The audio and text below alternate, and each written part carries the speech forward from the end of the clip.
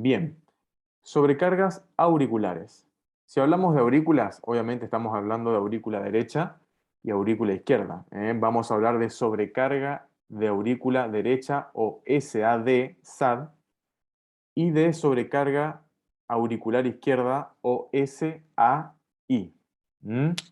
No es el tema de esta charla, pero quería mostrarles de alguna manera de qué vamos a hablar cuando hablamos de onda P, de qué vamos a hablar cuando hablamos de complejo QRS, de la onda T y la onda U, que no lo vamos a nombrar, pero sí esta parte, la onda P, QRS y la onda T, que son claramente importantes para definir agrandamientos o hipertrofias, ya sea de las aurículas o de los ventrículos. Tampoco es el tema de esta charla, el tema de vectores, que ya lo dieron en clases anteriores, pero obviamente es importante conocer y saber que dependiendo de la polarización o repolarización de diferentes estructuras intracardíacas, van a ser los trazados electrocardiográficos que vamos a tener nosotros en un electrocardiograma de rutina normal o patológico. Si hablamos ya de lleno y nos metemos en lo que sea sobrecarga de aurícula derecha o SAD, tenemos que hablar primero de la etiología o las probables causas que nos van a generar un agrandamiento de la aurícula derecha.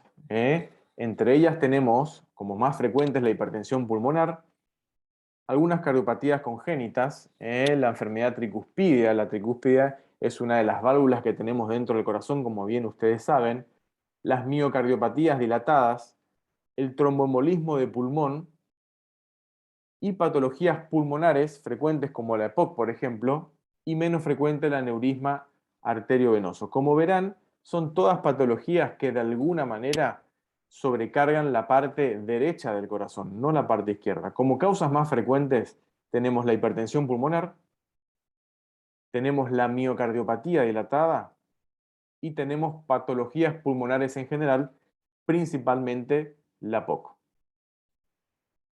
Tenemos diferentes parámetros electrocardiográficos que nos van a estar indicando que esa aurícula derecha está un poco más grande o agrandada de lo que debería estar.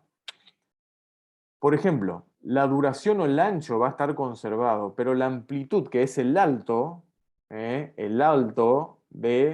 la onda P, va a estar aumentada en 2,5 milímetros más o menos, como habrán visto en clases anteriores, o lo que llamamos en el idioma electrocardiográfico 0,25 milivoltios. Generalmente lo vamos a ver en D2, en D3 y en ABF. ¿Sí?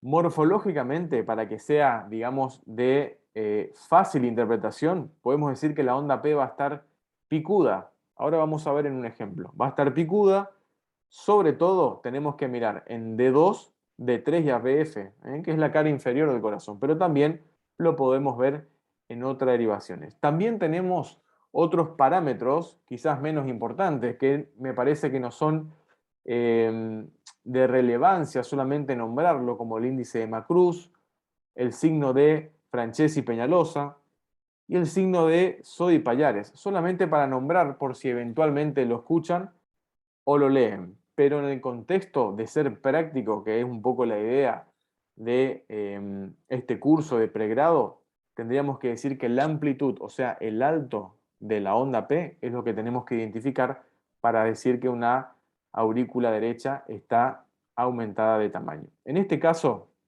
podemos ver, por ejemplo, el complejo QRS y la onda P. Deberíamos tener algo de experiencia en el electrocardiograma para visualmente ya identificar que esta onda P claramente está aumentada la amplitud. No así el ancho, sino la amplitud.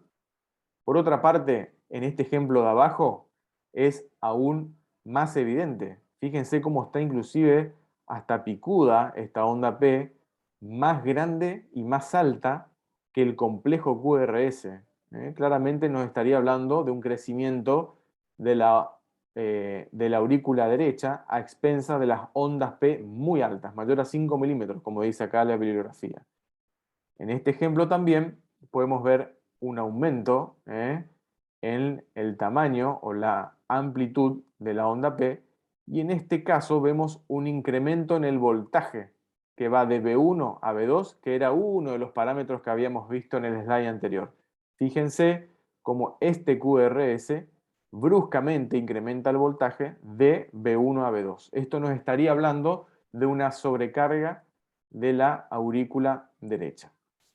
Este es otro ejemplo en el cual estamos viendo, no sé si se ve bien ahí, también un aumento en la amplitud. Fíjense que no estamos hablando del ancho, eso sería sobrecarga de aurícula izquierda. Estamos hablando de la altura, la amplitud de la onda P en D2, en este caso, también en D3 que se ve un poco menos. Y fíjense cómo habíamos dicho de 2 D3 a BF, y acá en ABF claramente se ve aumento en la amplitud, ¿sí? También en B3 podemos ver, si bien de 2 B3 a BF es lo más patognomónico, pero podemos ver en otras derivaciones también el aumento en la amplitud de la onda P. Eso hablando de crecimiento de la aurícula derecha. Si hablamos de crecimiento de la aurícula izquierda y tenemos que hablar de la etiología, podemos decir que generalmente se da en patologías valvulares mitrales como la insuficiencia mitral, la hipertensión arterial, también la estenosis mitral, fibrilación auricular como consecuencia, no como causa, porque el agrandamiento de la aurícula izquierda genera, acuérdense que estamos hablando de la aplicación clínica de la electrocardiografía, entonces el aumento en la aurícula izquierda genera trastornos eléctricos que generan una arritmia de las más frecuentes que van a escuchar, que se llama fibrilación auricular. Por eso les puse consecuencia en realidad. Lo mismo que la taquicardia auricular. Los bloqueos sinoauriculares también pueden generar esta patología, y la enfermedad aórtica, tanto como la estenosis y la insuficiencia mitral, que puede generar crecimiento o agrandamiento de la aurícula izquierda. ¿Por qué les puse en rojo insuficiencia mitral e hipertensión arterial?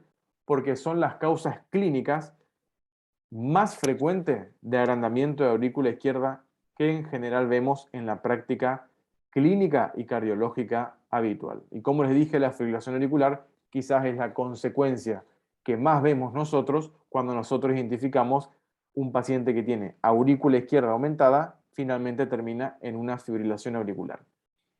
Así como hablábamos de amplitud aumentado en la sobrecarga de la aurícula derecha, cuando hablamos de sobrecarga o crecimiento de aurícula izquierda, en realidad de lo que estamos hablando es de la duración. La duración de la onda P va a estar aumentada más o menos 0,12 segundos o 120 milisegundos, principalmente en D1 y D2. O también lo que se conoce, por eso le puse en rojo, que es de fácil interpretación, ya lo vamos a ver en los ejemplos, lo que se llama una morfología de la onda P en joroba de camello. Es patognomónico, lo vamos a ver. Y lo otro que es bastante también evidente en algunos electros es lo que se llama el plus minus minus en B1, que es una imagen que también es muy característica del crecimiento de la aurícula izquierda. Como dijimos en el slide anterior, la morfología en joroba de camello o la onda P mellada, que es lo mismo, es patognomónico de la sobrecarga de la aurícula izquierda. Como estamos viendo acá, el componente auricular izquierdo de alguna manera se desprende, como estamos viendo acá, no como estamos viendo en la onda P normal, que está prácticamente de seguido, porque en la mitad de la despolarización de la aurícula derecha ya empieza la izquierda, acá como que se separa por el agrandamiento y ahí genera una muesca, que como dice el gráfico es de más o menos 0,03 segundos, pero no es la idea recordar ese número, sino sí ver la morfología como una P mellada o en joroba de camello, que es bastante patognomónica de la sobrecarga auricular izquierda y genera también un agrandamiento de la onda P de más o menos 0,12 segundos o más. ¿Sí? Entonces, en un ejemplo típico acá vemos claramente la joroba de camello. ¿Sí?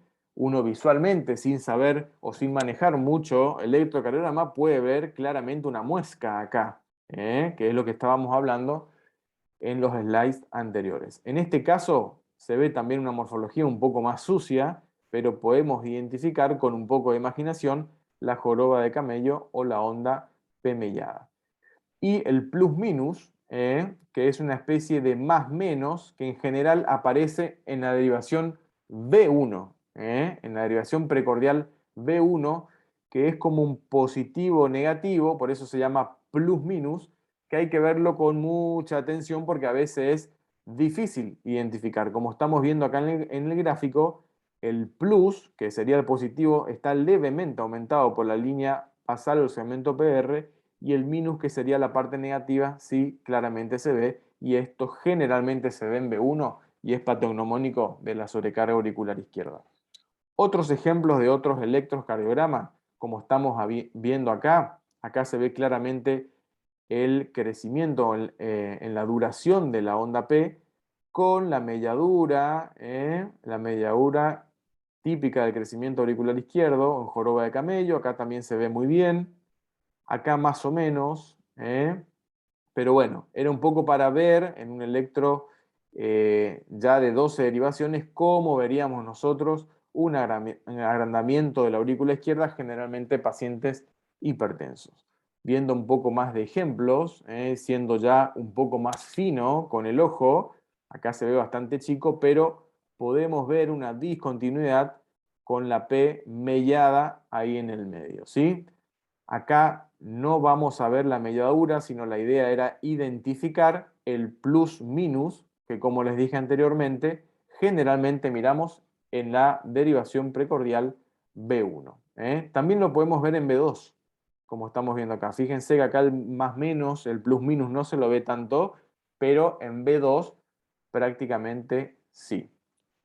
Por último tenemos la sobrecarga biauricular, o sea, tenemos sobrecarga de aurícula izquierda y de aurícula derecha, que a veces no es tan frecuente ver salvo en algunas cardiopatías congénitas, pero bueno, claramente no vamos a detenernos en esto, pero es una combinación de lo que estuvimos viendo de sobrecarga de aurícula izquierda y sobrecarga de aurícula derecha. Por lo tanto, vamos a tener un aumento en la distancia o en la duración y en la amplitud. Sobrecarga biventricular. ¿Estamos?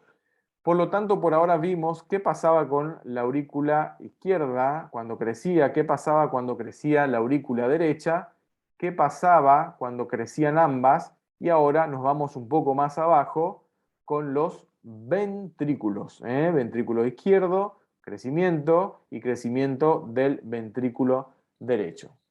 Crecimiento, sobrecarga, hipertrofia son todos sinónimos para describir la misma identidad.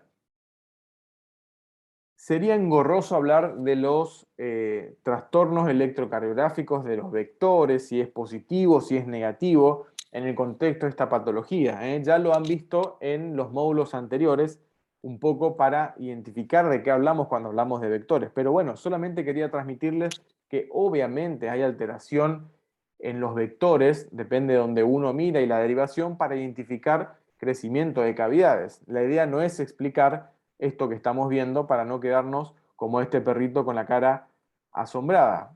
Solamente ver las causas que son más frecuentes y ver específicamente qué tenemos que ver nosotros para que en nuestra práctica clínica habitual identifiquemos de un pantallazo, sin tanta información, qué es lo que nosotros estamos buscando. Como causas de hipertrofia ventricular derecha, tenemos cor pulmonar, que son patologías pulmonares, generalmente pacientes crónicos, secundario a POC suelen ser fumadores, y esto suele generar aumento en la presión de la arteria pulmonar y puede generarnos una hipertrofia ventricular. Todas estas patologías son, como les dije, en la sobrecarga aurícula derecha, son patologías que sobrecargan la parte derecha del corazón, no solamente aurícula, sino también ventrículo. Entonces, cor pulmonar crónico, sobrecarga ventricular derecha debido a hipertensión pulmonar, algo habíamos dicho, pueden ser también secundaria a cardiopatías que afecten también el lado izquierdo, pero de alguna manera repercutan en el lado derecho. Tromboembolismo de pulmón, que es cuando algún coágulo se dirige hacia la arteria pulmonar. Cardiopatías congénitas, estenosis pulmonar, valvular, aislada, no asociada a otra patología.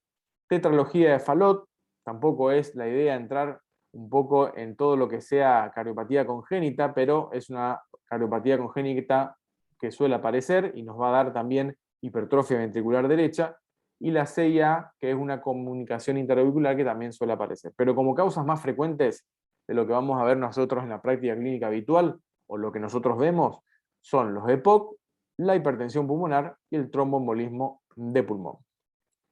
¿Qué pasa a nivel electrocardiográfico? Vemos generalmente 4 modificaciones. Una alteración en el proceso de despolarización ventricular, solo para nombrar esto, no para que lo retengamos o para que sea algo de importancia a la hora de evaluar el electrocardiograma, pero sí para que entendamos de dónde salen los cambios. Se invierte también el sentido de la repolarización ventricular.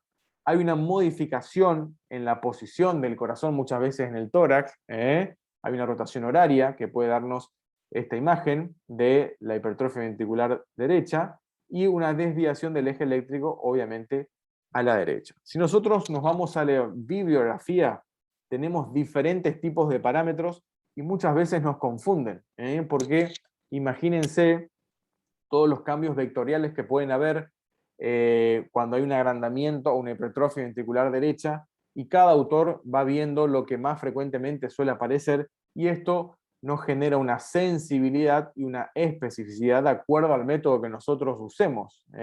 Fíjense que seguimos avanzando en los slides y seguimos viendo diferentes tipos de imágenes o de situaciones que nos va a llevar a un eventual diagnóstico de hipertrofia o de sobrecarga ventricular derecha. Seguimos avanzando y fíjense cómo siguen apareciendo diferentes parámetros para nosotros identificar esta patología. Pero no es la idea aprendernos de memoria todo esto, por eso le ponemos a este señor que dice, ¿y ahora qué hacemos con toda esta información? Básicamente lo que nosotros queremos en este curso es que rápidamente identifiquemos con 2 o 3 parámetros si alguna estructura, en el caso de este módulo que me tocó a mí, si alguna de las estructuras están un poco agrandadas, ¿sí? En este caso de la hipertrofia ventricular derecha, claramente vemos un pantallazo y como nos dice acá en la descripción de abajo, ondas R alta en B1, B2. Es lo primero que nos tiene que llamar la atención. En este caso, vemos acá la onda R en B1, B2 que está aumentado de tamaño, ya visualmente me debería llamar la atención. B1, B2. Vemos también las P picudas. Si bien es un parámetro de sobrecarga auricular derecha, es una manera indirecta de decir que probablemente tengamos también agrandamiento o hipertrofia o aumento de la presión dentro del ventrículo derecho. ¿Sí? Y lo otro que tenemos, acá tenemos también identificado una P pulmonar, se suele llamar, y lo otro es que el eje, que ya lo han dado en el módulo anterior, acá vemos claramente cómo está tirado a la derecha, que sería en D3, que sería más o menos de 100 o 110 grados, claramente a la derecha, ¿sí? Esto ya, el mismo ejemplo un poquito más seleccionado, estamos viendo acá la P bien picuda, típico también de hipertrofia ventricular derecha, si bien estamos viendo aurícula, pero como les dije es un método indirecto para identificar, y la desviación del eje ya a la derecha con este complejo QRS que estamos viendo bien elevado a este nivel. En este caso también estamos viendo, son ejemplos, estamos viendo la P pulmonar o P picuda de sobrecarga aurícula derecha. Acá no se nota tanto, quizás sea una sobrecarga biventricular, perdón, biauricular, porque me parece que está también aumentado un poco la duración de esta onda P. Acá sí vemos claramente un poco más picuda y el eje que no está tan tirado a la derecha como la anterior, pero sí probablemente más de 100. No estaría hablando ya de una hipertrofia ventricular derecha. Un ejemplo también muy parecido al anterior, quizás no tan evidente, pero sí estamos viendo acá una imagen que no es el tema de esta clase, pero una imagen de bloqueo de rama derecha que también de alguna manera nos estaría hablando de una sobrecarga ventricular derecha, unas P un poco picudas, sobre todo acá en D1, y el eje tirado a la derecha acá en D3. ¿Sí? En este caso, perdón, estamos viendo también unas P picudas a este nivel, en ABF no se nota tanto, estamos viendo los complejos en B1, B2 bastante aumentados de tamaño, y también trastornos en la onda T y ST a este nivel, que es la parte derecha del corazón B1, B2, que nos estaría hablando también de la hipertrofia ventricular derecha. Bien, no terminamos aún, y no, porque nos queda, antes que se duerman, pero falta menos, nos queda qué es lo que pasa con el ventrículo izquierdo. Que si bien el ventrículo derecho es una patología que nosotros generalmente asociamos a algunas situaciones clínicas, lo que más solemos ver en la práctica clínica cardiológica y clínica habitual es la sobrecarga del ventrículo izquierdo. Generalmente vemos más sobrecarga de aurícula izquierda y generalmente vemos más sobrecarga de ventrículo izquierdo. Y generalmente cuando vemos sobrecarga de ventrículo izquierdo, prácticamente en el 100% tenemos también signos de sobrecarga de aurícula izquierda. Lo mismo que cuando hablamos de los ejes de la hipertrofia ventricular derecha, existen diferentes alteraciones vectoriales que nos van a dar las imágenes que vamos a ver, no es la idea de esta clase, pero bueno, cuando hablamos de causas, dijimos que íbamos a hablar de causas y etiologías, porque la idea del curso es asociar los cambios electrocardiográficos a situaciones clínicas que podemos ver en la vida médica habitual, en la clínica médica habitual. Tenemos la hipertensión arterial, lo mismo que en la sobrecarga auricular izquierda, estenosis o insuficiencia aórtica en general, no vamos a entrar en detalle, pero tenemos la estenosis valvular, supra y subvalvular, miocardiopatías hipertróficas, que es cuando se agranda el corazón a expensas de un engrosamiento de la pared del ventrículo izquierdo, miocardiopatía dilatada, que es cuando el agrandamiento ya es global, no solamente de la pared del corazón, sino que todas las estructuras cardíacas en general se agrandan, eso se llama miocardiopatía dilatada y nos da una insuficiencia cardíaca, que tampoco es el tema de esta clase, coartación de aorta, cardiopatías congénitas, en fin. Pero las más frecuentes, las que puse en rojo, hipertensión arterial, miocardiopatía hipertrófica, miocardiopatía dilatada. Esto es importante porque cuando ya me están presentando un paciente en la guardia, cuando yo estoy viendo un caso clínico y ya me dicen que tiene hipertensión arterial, ya me dice que sea el paciente probablemente un miocárdico dilatado, yo ya sin ver el electro ya me puedo empezar a imaginar cuáles son esos cambios que puedo eventualmente llegar a encontrar. ¿Qué vamos a encontrar? Un eje desviado a la izquierda, así como en la hipertrofia ventricular derecha teníamos un eje desviado a la derecha de más 100 más 110. En este caso vamos a tener negativo, menos 30, menos 45, menos 60. Índice de Sokolov-Lyon, que es la onda S en B1, ya vamos a ver en el ejemplo y después lo vamos a ver también en los prácticos, la onda S en B1 más la onda R en B5 o en B6 que sea mayor a 35.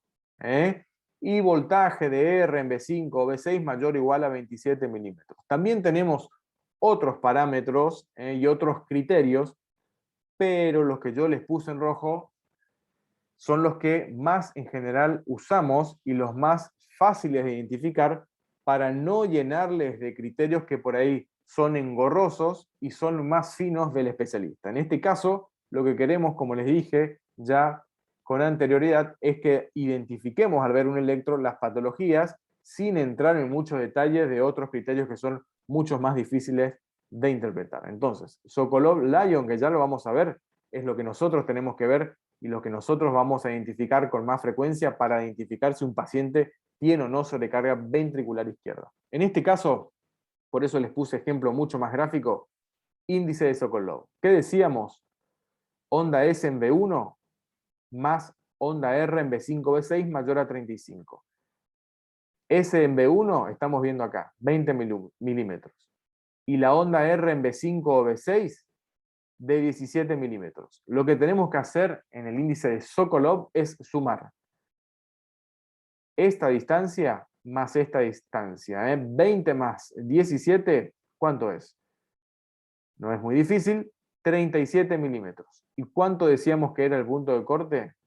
Mayor a 35. Mayor a 35, índice de Sokolov-Lyon positivo. O sea que estaríamos hablando en este paciente, que es de más de 35 milímetros, de un paciente que tiene electrocardiográficamente sobrecarga o hipertrofia ventricular izquierda. ¿Por qué les puse abajo el índice de Lewis? Solamente para nombrarlo, por eso les tacho. Porque vamos a ver en el slide siguiente ¿qué tenemos que ver? La onda R en D1 más la onda S en D3 menos la onda R en D3 más la onda S en D1, que tiene que ser menos de 17. Fíjense lo complejo que es. No tiene sentido, habiendo criterios un poco más fácil, como el índice de Sokolov, es lo que queremos transmitirles para no llenarles de información innecesaria. Y seguimos. Si nosotros tenemos parámetros diferentes para hipertrofia ventricular derecha, que dijimos que habían muchísimos según la bibliografía que nosotros usemos, también vamos a tener diferentes parámetros para evaluar sobrecarga o hipertrofia ventricular izquierda. Solamente les quiero remarcar la importancia del infranivel del segmento ST o de las ondas T negativa en B5, B6, que eso sí es un método que nosotros en general en cardiología y en la práctica clínica habitual sin ser cardiólogos, nosotros podemos identificar para identificar justamente, valga la redundancia, aquellos pacientes que pueden llegar a tener hipertrofia ventricular izquierda. Obviamente el bloqueo de rama izquierda, que tampoco es tema de esta clase, pero es un signo indirecto en muchos casos de sobrecarga ventricular izquierda, por eso lo puse en rojo, lo mismo que la sobrecarga de aurícula izquierda. Como les dije, existen diferentes métodos, la de Sokolov, Cornell, Framingham, pero el que yo les recomiendo para usar en general es la de Sokolov, que es lo más fácil para identificar. Criterios de Romhild Estes, también lo van a leer por ahí, bastante complejo, en general lo usamos en pacientes dudosos o ya para cuestiones puramente académicas. También como en la hipertrofia ventricular derecha habíamos visto que hay diferentes criterios con diferente sensibilidad y especificidad.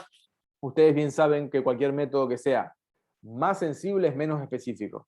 Y si es más específico, es menos sensible. Entonces, por eso van a ver diferentes números de acuerdo al método que usemos. De todos estos, los que les quería remarcar, además de lo que habíamos visto, es la deflexión intrínsecoide, que es una distancia que tiene que ser mayor a 0,7 segundos para que sea positivo. ¿Qué significa esto? La deflexión intrínsecoide es el tiempo de aparición de la deflexión, que es el que transcurre el tiempo desde el inicio del QRS hasta el momento en el cual la onda R cambia de dirección. Este punto que está acá arriba es el que nos va a decir el límite de la deflexión intrínsecoide. En este ejemplo está muy gráfico. Comienza el QRS y cuando termina acá esta onda y cambia de dirección, esta distancia que está acá, si es mayor a 0,05 o algunos autores dicen mayor a 0,07 segundos, tiene una deflexión intrínsecoide y es patognomónica de la hipertrofia ventricular izquierda. Podemos ver en B5 o en B6, preferentemente en B6. Lo otro que les había dicho también en un slide anterior, el segmento ST y la onda T es importante para definir hipertrofia ventricular izquierda. Lo vamos a ver en la cara lateral del corazón, que es B5, B6, y eventualmente lo podemos ver también en D1 y ABL, que es la parte baja del corazón. ¿Sí? ¿Cómo lo vamos a identificar? Es muy fácil.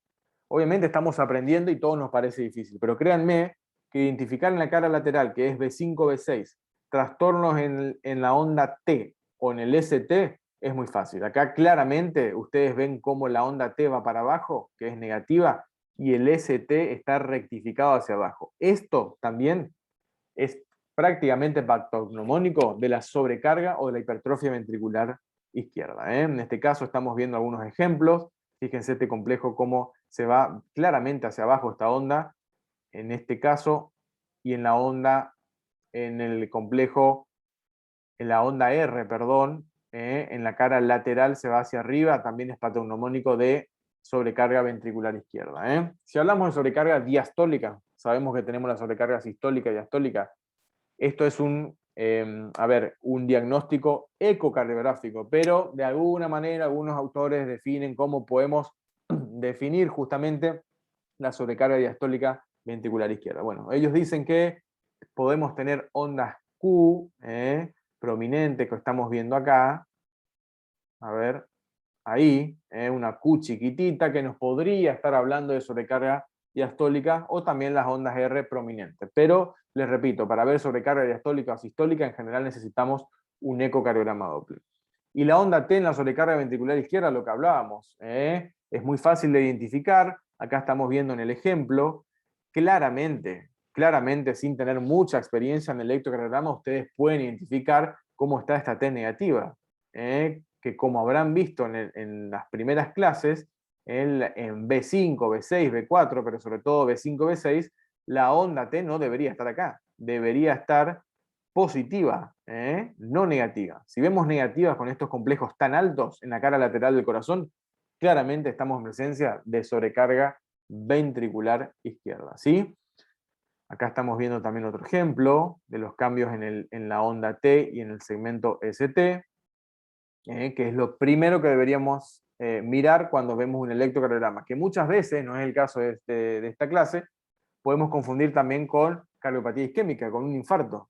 Por eso tenemos que estar atentos a los parámetros para definir uno u otro diagnóstico. Y a veces, inclusive a especialistas, nos cuesta identificar si estamos en presencia de una sobrecarga sistólica o en presencia de una cardiopatía isquémica. Este es otro ejemplo, estamos viendo los complejos muy altos acá en D2, la onda T y la inversión de la onda T y el segmento ST en cara lateral, y fíjense cómo tenemos esta onda R bastante alta acá en cara lateral.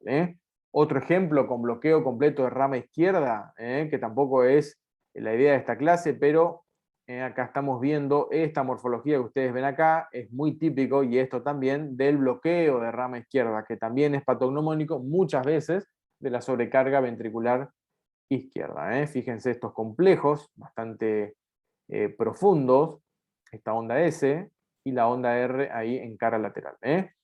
Si tenemos la asociación de criterios de hipertrofia ventricular derecha y de hipertrofia ventricular izquierda, vamos a tener la hipertrofia biventricular, que no es muy frecuente, pero bueno, es una mezcla de los dos parámetros. ¿En qué patologías? Solamente para nombrar, para no aburrirlos, valvulopatía izquierdas complicadas con hipertensión pulmonar. Ya la definición nos está diciendo, tenemos valvulopatías izquierdas, sobrecarga o hipertrofia ventricular izquierda, complicadas con hipertensión pulmonar, patologías derechas. Valvulares derechos e izquierdos quieren decir que las válvulas cardíacas, que son las puertas del corazón que se abren y se cierran, están enfermas tanto las derechas como las izquierdas, son poco frecuentes pero pueden aparecer. Algunas cardiopatías congénitas pueden generar las dos cosas. Miocardiopatías, imagínense, agrandamiento de todo el corazón, claramente va a tener hipertrofia ventricular izquierda y derecha muchas veces, y misceláneas, otras que son diagnósticos más raros, como hipertensión con cor pulmonar,